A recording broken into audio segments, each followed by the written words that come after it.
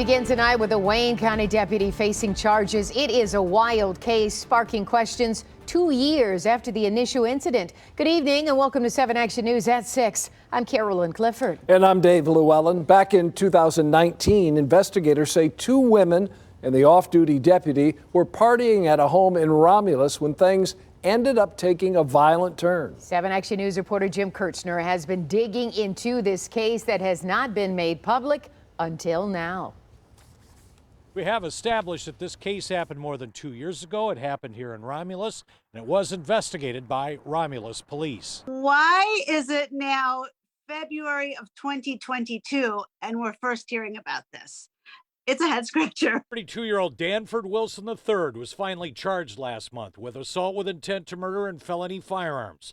Sources telling 7 Action News he was inside this townhouse with a longtime lady friend who also had a younger girlfriend over. The 3 were engaged in sexual activity, but then something went wrong and shots were fired back and forth with a gun brought by Wilson. Sources say the 2 women have been refusing to cooperate, and Wilson claimed he was the victim. It is of no shock that the individuals who chose to engage in this conduct are all of a sudden, I didn't do it. I don't want anything to do with it. I don't want my face in the news. According to the Wayne County prosecutor, Wilson allegedly shot the younger 22-year-old woman in the face. Statement from the prosecutor calls her the victim, saying the victim fired the handgun in self-defense, striking the defendant multiple times in the chest. The victim was privately transported to a local hospital for treatment of her facial wound. Prosecutor acknowledges the long delay, saying a warrant request was presented to the Wayne County Prosecutor's Office in March of 2020. The case was reviewed and charged last month. One former prosecutor questions the delay, saying they have leverage to get people to cooperate. Then we threatened to charge them because 2 people got shot, and I'm pretty sure somebody didn't shoot themselves. Wayne County Sheriff confirms to 7 Action News Danford Wilson was back on the job after recovering from the shooting 2 years ago. We are told he works as a jail guard and is not a state-certified sworn officer, does not have a county-issued gun.